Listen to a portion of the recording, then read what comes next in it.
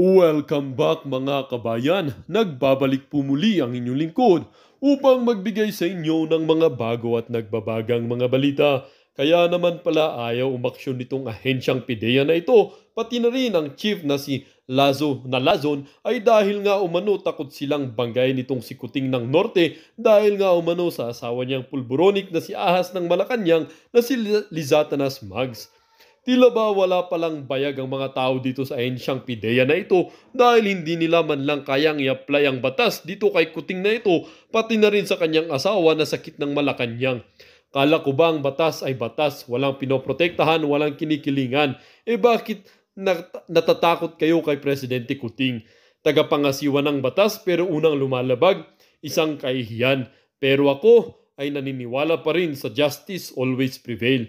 Hindi man ngayon, may panahon din kayong Kuting ng Norte at pati na ikaw, Ahas ng Malacanang na si Lizatanas Mags. Hindi nga rin naiwasan ng ating mga netizen na magbigay ng kanilang mga hinaing. Sabi nga nila, anong silbi nyo PIDEA kung takot kayo sa Kuting? Paano nyo magagawa? Tapat ang inyong trabaho kung sa mali kayo kakampi. Remember, taxpayers galing sa mga sweldo nyo. Takot na mawalan ng hanap buhay, takot magutom. Everybody wants money, sasakyan at marangyang bahay. So ipagpapalit ang integridad to survive. Nakakapanglumo isipin ang ating mga manggagawa sa gobyerno. Bakit?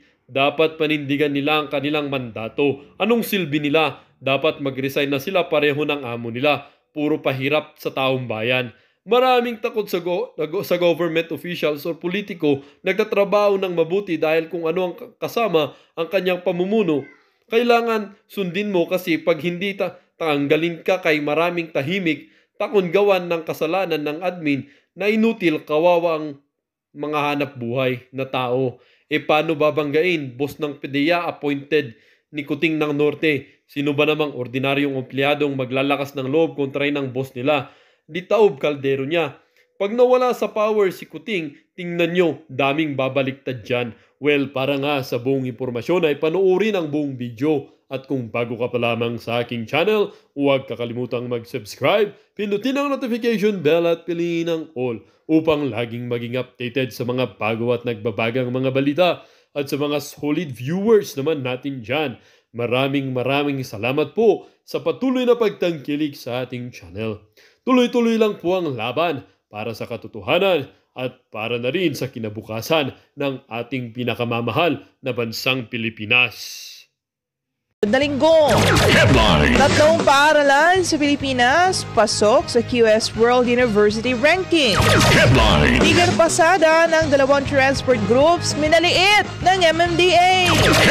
PIDEA, takot banggain si PBBM kaya pilit na itinatanggi ang issue ng paggamit ito ng illegal na droga ayon kay dating Pangulong Rodrigo Duterte. MPRRD muling iginiit na hindi papayag na imbestigahan siya ng dayuhan kaugnay sa kanyang war on drugs. Sa ating business news, world-class training sa semiconductor industry, pagkakaloob ng dalawang bansa sa mga Pinoy. Sa international news, tatlong teenagers na aresto sa Germany dahil sa plano nitong isang bayolenteng pag-atake.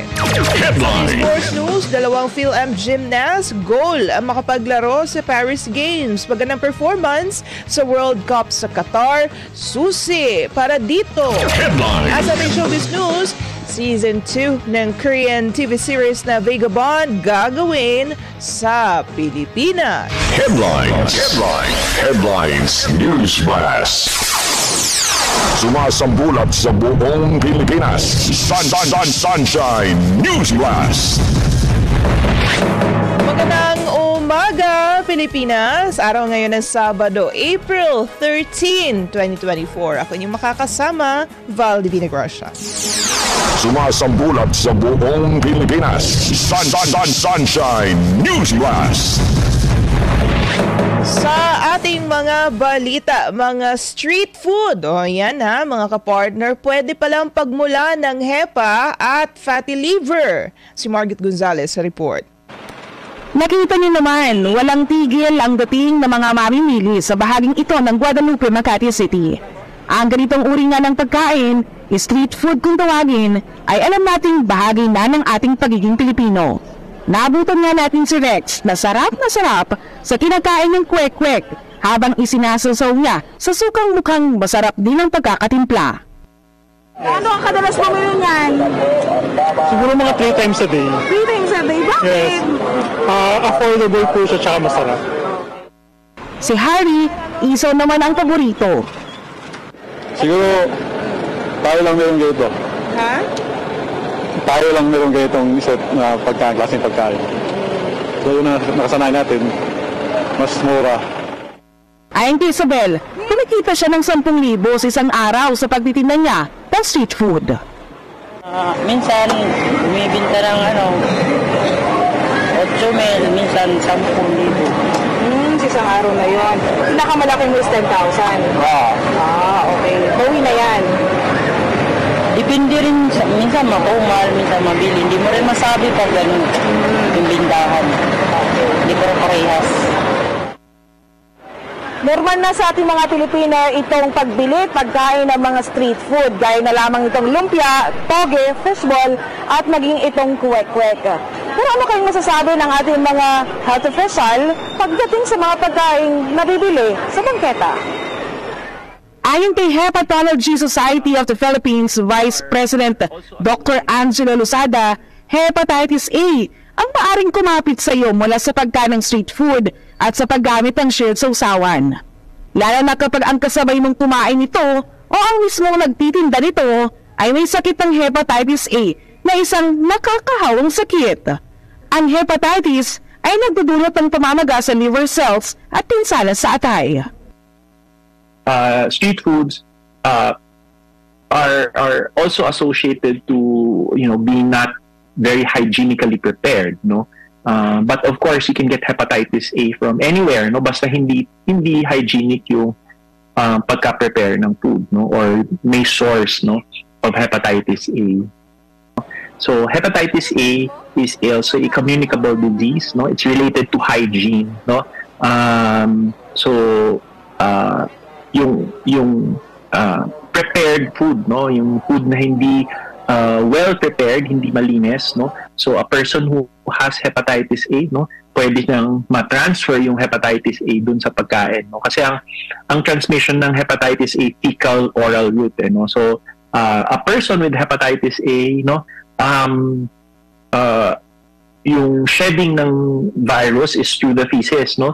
So yung feces may go to anywhere, no.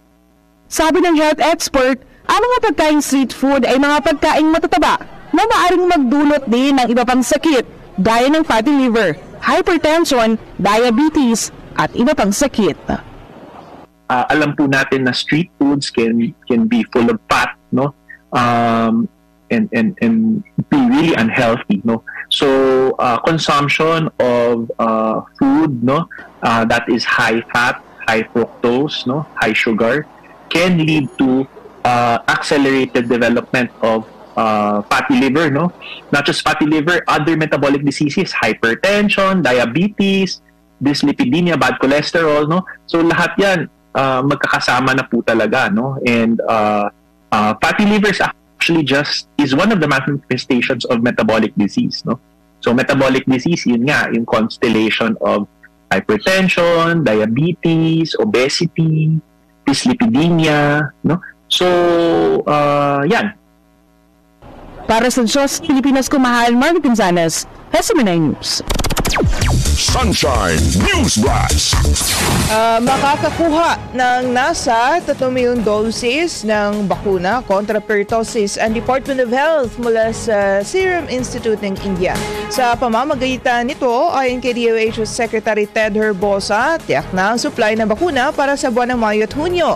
Sa unang bahagi ng taon 2024 ay nag-order na ang DOH ng 6 na milyong doses ng bakuna para sa sakit at darating naman ito sa Hulyo. Mula January hanggang 30 o March 30 ay nasa mahigit na 1,000 na ang kaso ng pertussis sa buong Pilipinas. Sunshine News Blast. Bibisita sa bansa si Singapore Minister for Foreign Affairs Dr. Vivian Balakrishnan mula April 15 hanggang 17, 2024. Ayon sa Department of Foreign Affairs, si Secretary for Foreign Affairs Enrique Manalo ang makipagpulong kay Foreign Minister Balakrishnan. Tatalakayin nila mga paraan na higit pang magpapalakas sa relasyon ng Pilipinas at Singapore. Ang pagbisita ni Foreign Minister Balakrishnan ay kasunod sa matagumpay na pagpupulong ng 6th Informal Consultations on the Philippine-Singapore Action Plan noong February 2024. Sunshine News Blast. At ito mga kapartner, pasok ang 3 paaralan sa Pilipinas sa pinaka-latest na global ranking ng mga universidad batay sa mga subject nito. Sa 2024 Quarterly Simon's QS World University Rankings, naglalaro sa 276 hanggang 550 na pwesto ang University of the Philippines, De La Salle University at Ateneo de Manila University para sa Arts and Humanities na subject, Engineering and Technology, Life Sciences and Medicine at Social Sciences and Management. Nasa 1,500 learning institutions ang kasali para sa rankings ng 55 subjects ng QS. Ang madalas na nangunguna sa iba't ibang kategorya ay ang Harvard University. Sunshine News Blast. Target naman ng isang kongresista na magkaroon ng special lanes para sa mga senior citizens, persons with disabilities at overseas Filipino workers tuwing kukuha ang mga ito ng passport. Sa panukala ni Camarines Sur 2nd District S Representative El Rey Villafuerte, ito ay para maging hassle-free na ang kanilang pagproseso nito. Sa pamamagitan ay ng pagiging mas accessible at user-friendly ng passport processing, mabilis nang makakakuha ng travel documents ang isang Pilipino. Sa panukala rin ng kongresista, may naman na bigyang sapat na accommodation ang passport processing ng mga Pilipinong Muslim na sumasali sa annual Hajj pilgrimage. Sunshine News Blast. Sisirain naman ang abandonadong Philippine Village Hotel na matatagpuan sa loob ng Nayong Pilipino Complex sa tabi ng NAIA Terminal 2 Pasay City. Ayon kay Manila International Airport Authority o MIAA General Manager Eric Jose Ines, may plano dito ang San Miguel Corporation na siyang naka-assign sa rehabilitasyon ng NAIA. Hinihintay na lang ang permit mula sa Pasay City Government para isagawa ang demolisyon. Ang hotel ay itinayo noong 1974 pero dahil sa isyu ng pagkakautang ay natigil ang operasyon nito noong May 2001. Sunshine News Blast. Nasa 2,000 violators ng anti-wangwang policy na itala ng HPG. Si Paul Montibon sa report. Mas pinahigpit pa ang implementasyon ng pagbabawal sa paggamit ng blinkers, wangwang at iba pang signaling o flashing device. Ito ay matapos na maglabas ng administrative order ang Malacanang para pagbawalan ang mga opisyal at tauhan ng gobyerno na gumamit ng naturang mga device sa mga pribadong sasakyan. Ayon sa PNP Highway Patrol Group, nakakadistract ang mga ito sa kapwa motorista dahil sa kakaiba nitong tunog na posibleng maging dahilan ng aksidente sa lansangan. Bilang tugon, mahigpit na nagbabala ang PNP sa mga motorista kasama na rin ang paalanan na sundin ang iba pang road safety measures at regulasyon para sa maayos na daloy ng trapiko. Ang PD96 o ang pagbabawal sa paggamit ng wangwang at blinkers ng mga pribado ng mga sasakyan ay matagal nang ipinagpatupad sa Pilipinas noong pagtaong 1973 at muli itong binuhay ng ilang mga administrasyon kasama na ang ngayon at ayon sa PNP wala silang sisinuhin sa mga lalabag dito kahit ano pa ang katayuan sa buhay. Habang muli namang ipinaalala ng mga otoridad para sa mga lalabag sa hindi otorisadong paggamit ng bus lane, ayon sa kanila makakasuhan ng pagbumulta mula 5,000 hanggang 30,000 piso at rebukasyon ng kanilang lisensya. Sa ilalim yan ng MMDA Regulation No. 23-002. meron na po silang naging operation na pertaining to the enforcement po ng Presidential Decree 96. Kasama na po dyan yung unauthorized and illegal attachment po ng mga plates and mga paggamit po ng blinkers. Meron na po silang na-confiscate po na 2,546 po. Sa blinker po ay 4 to 5. Yung sirens po ay may 2 na po silang nakasuhan po, at saka yung mga iiban po yung paggamit po, at yung mga modified muffler and open pipe po ay nasa 107 na po yung kanilang mga na-confiscate po. So tuloy-tuloy po itong kampanya po natin, at susunod po tayo at i-enforce po natin yung bagong inilabas po ng Malacanang po, particularly yung EO 18 pertaining po din sa enforcement po ng Presidential Decree 96 po.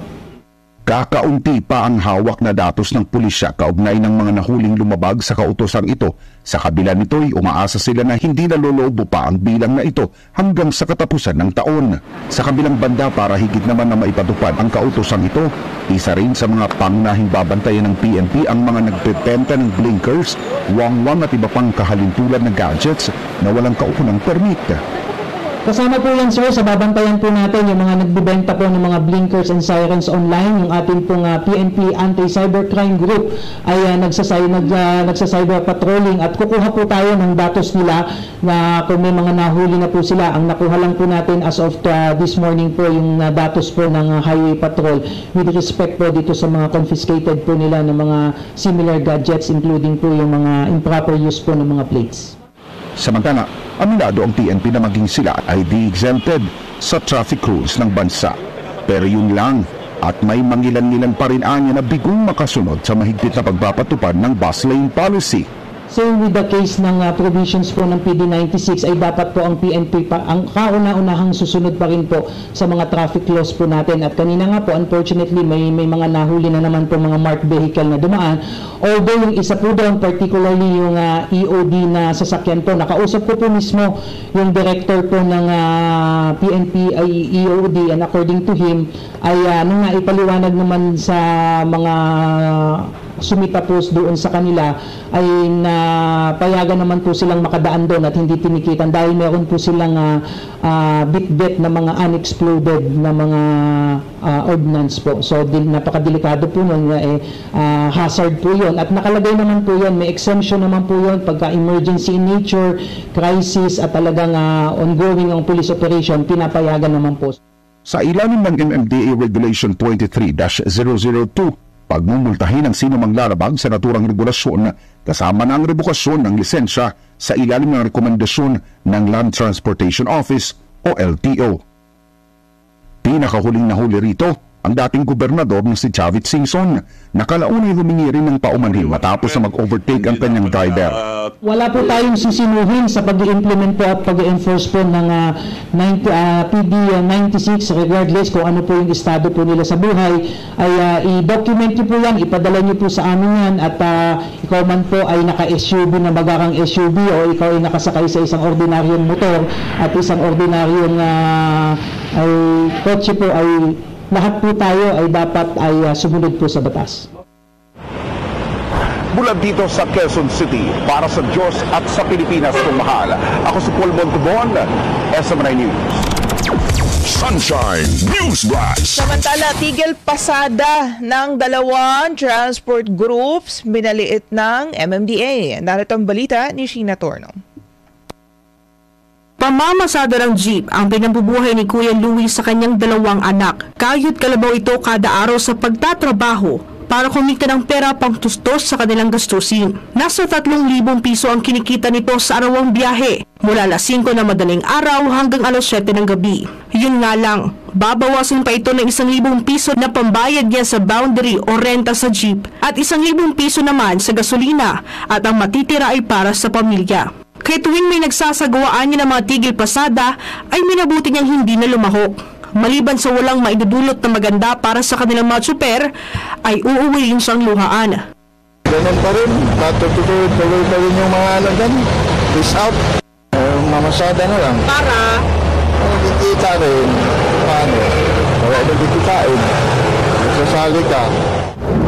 Sa Abril 15 at 16 ng taon ay muli namang magsasagawa ng tigil pasada ang mga grupong karaniwang tumututol sa mga programa ng gobyerno para sa sektor ng transportasyon. Kasunod na rin ito ng nalalapit na deadline ng consolidation sa ilalim ng Public Utility Vehicle o PUV Modernization Program sa katapusan ng buwang ito. Pero kung ang ilang pasahero naman ang tatanungin, perwisyo ang idinudulot ng mga tigil pasada ng piston at manibela. Mas napipilit ka mag-taxi, siyempre pamamahal ka, yung convenience na imbis na makatipid ka, pamamahal ka. Mas makabubuti kung idaan daw ito sa maayos sa usapan kasama ang mga kinauukulang ahensya ng pamahalaan. Ang Metropolitan Manila Development Authority o MMDA ay palaging nakahanda tuwing may kinakasang transport strike. Sinabi ni MMDA Chairman Attorney Romando Artes, ito ay kahit pa halatang halata na wala namang epekto sa public transport ang naturang aktibidad. Based on our experience, halos hindi naman ganoon yung disruption. Hindi rin naman po ganoon yung epekto kahit nasabihin na dito sila maraming miyembro. Very minimal po yung disruption Pero just the same, handa po ang ating pamahalaan na tumugon. Hindi naman anya mawawala ang iba't ibang assets ng pamahalaan na maaring i-deploy oras na kailanganin ang mga ito. Pero tuwing strike ay hindi lahat ng mga sasakyan na nakahanda ay ginagamit dahil hindi naman ito makakaparalisa sa public transport. Ang grupong Pasang Mazda at Magnificent 7 na kabilang sa malalaking transport group sa bansa ay hindi makikilahok sa tigil pasada ng dalawang grupo dahil para kay Obet Martin ng Pasang Mazda, wala na pa silang kasawa-asawa.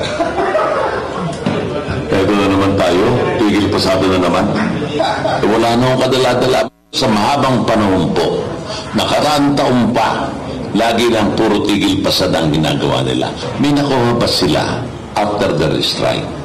Kasi ang pag-aaklas, ito po isang ultimatum na laban dapat mong makuha. Pero wala pong nangyari. Ang nangyari po mga kaibigan sa press, puro perwisyo po sa taong bayan. Makakaasaan niya mga pasahero na may mga masasakyan silang jeep sa susunod na linggo. Pero hiling ni Martin, mag-deploy na maraming pulis sa kalsada lalo't may mangilang-ilang tsuper ang nananakot ng babato at nambubutas ng gulong ng jeep na ayaw sumali sa kanilang tigil pasada. Bagay namang tiniyak ni San Juan City Mayor Francis Zamora na siya ring presidente ng Metro Manila Council o MMC. Tawagan ko rin po personally si NCRPO Head General Nartates to ensure that the police personnel in all of the 17 LGUs in Metro Manila will be on the ground.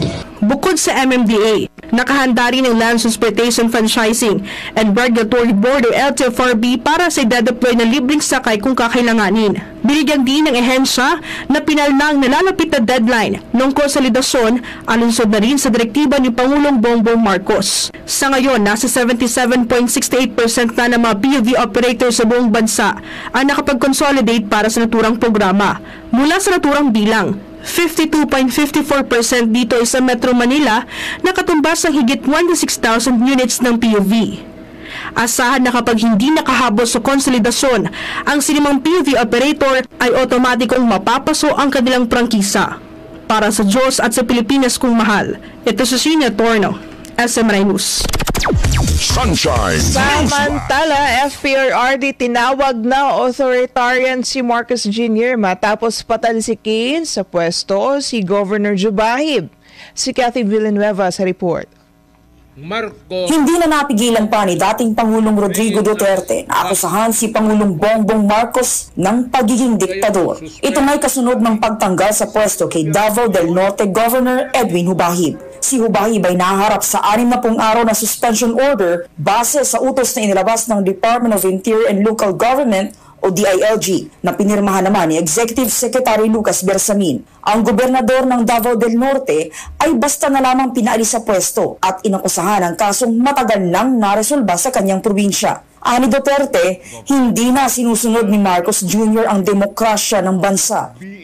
I am accusing Marcos of bringing us back to the old politics. Gayon nung suspend tapos tanggal ng tao no ng tatay ko, halos ganun ang ginawa nila.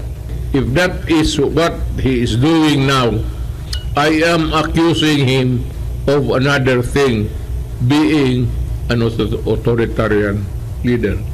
Alam mo, we are drifting into that kind of setup, which I think, to me, is very important for the President to realize it. Mr. President, hindi mo na sinusunod yung demokrasya. And you are, yung pagganon na style, you are veering towards a more authoritarian. Mahirap yan, hindi sanali ang Pilipino. I am just warning you.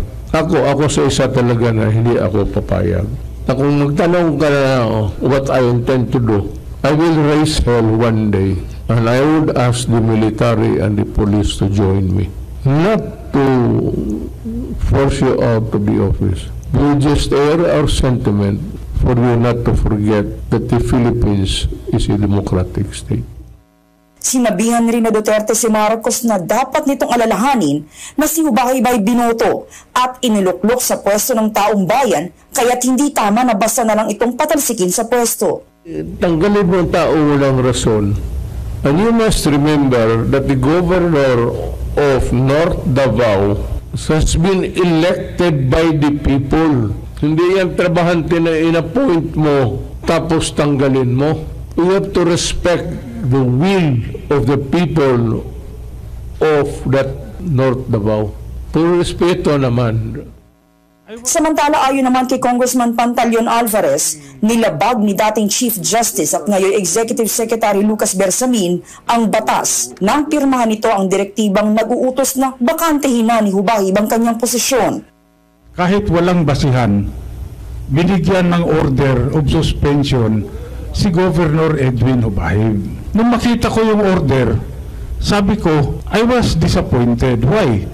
Because the order was signed by a former Chief Justice, itong si Bersamin. Sabi ko, former Chief Justice ito, dapat he should be the one to respect yung due process and equal protection of the law. Malinaw sa ligang batas yan, di ba? No person shall be deprived of life, liberty, or property without due process of law, nor shall any person be denied equal protection of the law. Ang linaw-linaw. Sinabi ni Alvarez, illegal ang pagkakatalaga ng acting governor sa Davao del Norte dahil may halal na gobernador naman ang naturang probinsya. At saka yung assumption of office as acting governor ni Oyoy, illegal din yan.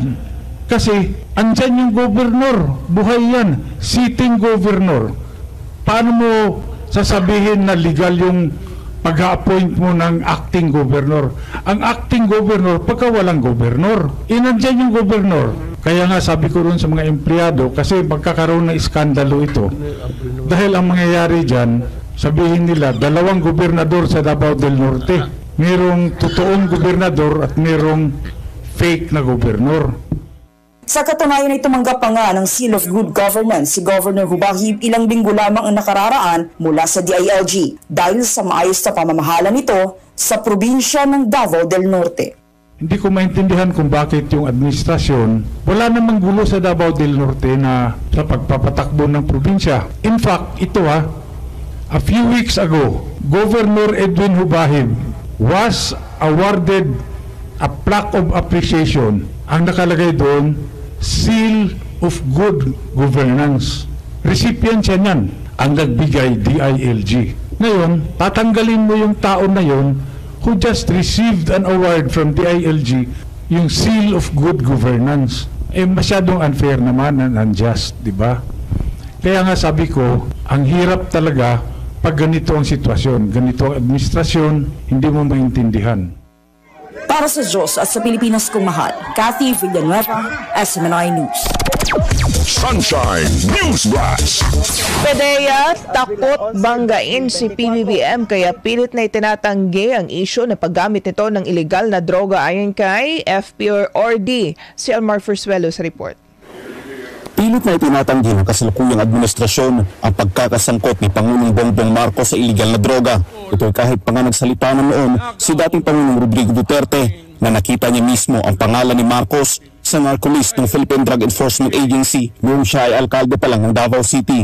Pero ang PIDEA, todo tanggi sa issue kahit paano naglabas na rin ang political vlogger na si Maharlika ng dokumento na nagpapatunay na minsan ang naging target ng PIDEA si Bongbong Marcos sa operasyon nito noong taong 2012.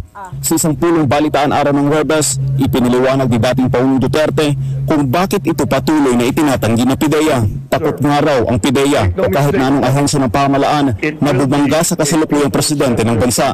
Kaya kahit anong gawing sigaw ng taong bayan tungkol sa issue, patuloy daw itong itatanggi ng ahensya. Nasa tamang pag-iisip pa ba itong taong ito? Alam mo ma'am,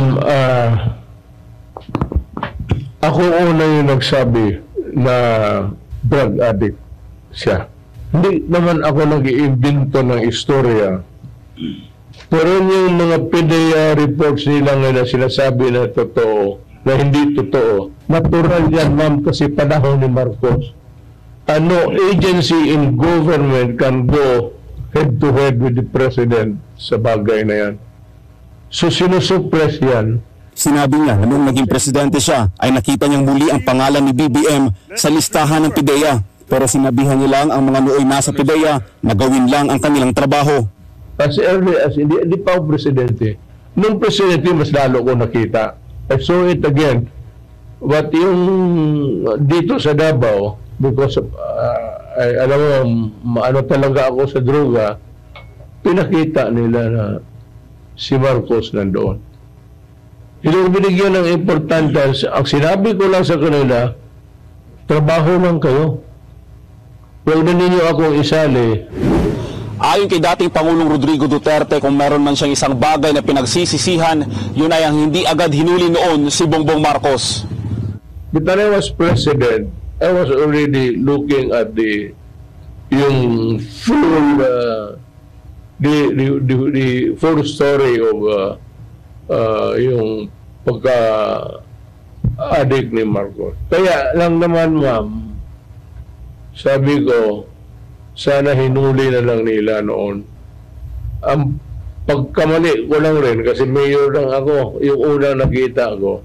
Sana nung presidente ako, iginit ng dating Pangulo na takot ang PIDEA na banggain ng Pangulong Marcos at maaaring sa ngayon ay nabura na ang record dito sa PIDEA na gumagamit ng illegal na droga. Yung pinakita sa akin ng presidente ko, alam ko yan pinakita rin sa iyo kasi presidente ka. O takot lang yung mga at PIDEA. At lahat ng dokumento na yan, talagang inano na yan. It's either they were erased or para sa Diyos sa Pilipinas kung mahal, Almar Forsuelo, SMNA News. Sunshine News Blast. Muling iginiit ni dating Pangulong Rodrigo Duterte na hindi ito papayag na imbestigahan siya ng dayuhan kaugnay sa kanyang War on Drugs campaign. Ang pag-iit nito ay kasunod ng pagdamay umano kay Davao City Mayor Baste Duterte sa kaso sa International Criminal Court o ICC. Sunshine News Blast. Lahat na kami. So, look, ICC, you cannot acquire over my person or over the person of my daughter and son. You cannot acquire it, not in millions. Noong Marso ay dineklara ni Mayor Baste ang pagpapatupad ng kampanya laban sa illegal na droga kung saan ilang araw matapos ang deklarasyon ay 7 individual na nauugnay sa illegal na droga ang nasawi dahil sa sunod-sunod na drug operation. Samantala iginiit pa nito, walang karapatan ng ICC na litisin siya kaugnay sa kampanya laban sa illegal na droga ng kanyang nagdaang administrasyon. Sunshine News Blast. If somebody would want to prosecute me, may ebidensya sila. Nauna pa yung ICC. Kung nalang na ebidensya, if it's there, existing, they can file a case against me. And I will be glad to face the charges. And if found guilty, I will go to believing prison. And if they want to execute me dito sa Pilipinas, but never, itong kayo muna ICC, makialam sa buhay namin.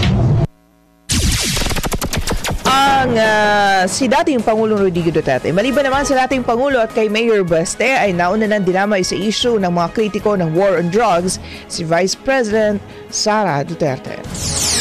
Sumasambulat sa buong Pilipinas. Sunshine News Blast. Business News Blast. Magkakaroon ng Japan ng world-class training sa mga Pilipino na nagnanais na magtrabaho sa semiconductor industry. Magiging katuwang ng Japan dito ang Estados Unidos. Isang advantage ito sa Pilipinas lalo na't ang semiconductor at electronics industry ang nananatiling top export ng bansa ayon sa Philippine Statistics Authority. Nakalinya rin naman ito sa hinahangad ni Pangulong Marcos Jr. na maaari nang mag-assemble ang Pilipinas ng high-value electronic product imbes na puro na lang importasyon ng mga parte ng gadgets ang gagawin. Para sa Diyos at Pilipinas, kumahal Angel Pastor, kapartner mo sa balita at serbisyo. International News Blast. Naaresto sa Western Germany ang 3 teenagers na pinaniniwala ang gagawa sana ng isang Islamic extremist attack. Nitong April 12 nang sila ay maaresto. Sa ngayon ay nakadetain na ang 3 at posibleng mahaharap sa kaso may kaugnayan sa murder, manslaughter at act of violence. Sa ulat, mayroong group chat ang 3 para pag-usapan ang planong pag-atake. Subalit wala pang tiyak na oras at lugar. Para sa Diyos at sa Pilipinas kung mahal. Lily Betya, kapartner mo sa balita at serbisyo. Sports News Blast. Goal ng 2 Phil-American gymnasts na sina Levi Jung Huvivar at Emma Malabuyo ang makapaglaro sa 2024 Paris Olympics. Para makuha ay sisikapin ng dalawa na magkaroon ng magandang performance sa gaganaping 2024 Artistic Gymnastics World Cup sa Doha, Qatar ngayong April 17 hanggang 20. Kasama rin ng dalawa si Carlos Yulo na nakakuha na ng pwesto para sa Paris Games. Sakaling magtagumpay ang 2 Phil-Am gymnasts ay kasama na sila ng kapwa gymnasts na sila Yulo at Elia Finnegan, pole vaulter EJ Obiana, ang mga boxer na sina Yumir Marshall, Nesty Petesio at Ira Villegas at weightlifters na sina Vanessa Sarno, Elrin Ando at John Seniza na ire-representa ang Pilipinas sa Paris, France. Para sa Diyos at sa Pilipinas kung mahal, Carlo de la Peña, kapartner mo sa balita at serbisyo. Showbiz News Blast. Gagawin sa Pilipinas ang ilang eksena para sa Season 2 ng Korean TV series na Vagabond. Inanunsyo ito ni Ilocos Sur Governor Chavit Singson na siyang co-producer ng series. Maliban sa sikat na Korean stars sa sina Lee Seung-gi at Bae Suzy, ay mayroon ring mga Pinoy na makakasama sa Season 2. Ang Season 1 ito na pinagbidahan pa rin ni Seung-gi at Suzy ay unang ipinalabas noong taong 2019. Para sa Diyos at Pilipinas kung mahal, Carla Beliana, kapartner mo sa balita at serbisyo.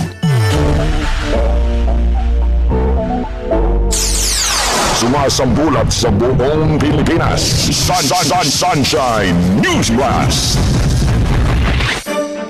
Ang salita ng Ama sa pamamagitan ng hinirang na anak ng Diyos, Pastor Apollo C. Kibuloy. Whatever the enemy does, an obedient son or daughter of the Almighty Father will never go down. At anumang gawin ng kaaway, ang mga anak ng dakilang Ama na sumusunod sa Kanya ay hindi kailanman babagsak. Well, dito nga nagtatapos ang bidyong ito. Kayo naman po ang aking tatanungin mga kabayan. Ano naman po ang inyong mga reaksyon sa balitang ito? Ang ating comment section ay bukas para sa inyong mga samot-saming reaksyon at komento. Lagi niyo pong tatandaan na bilang isang mamamayan ng bansang Pilipinas at bilang isang butante at bilang isang matapat na mamamayan na nagbabayad ng buwis dito sa bansang ito ay kailangan din natin magsalita at mag-react. Huwag kakalimutan, do not let your thoughts left unspoken. As citizen of this country, your thoughts matters. Muli po, kung bago ka pa lamang sa aking channel, huwag kakalimutang mag-subscribe at pindutin ang notification bell upang laging maging updated sa mga bago at nagbabagang mga balita.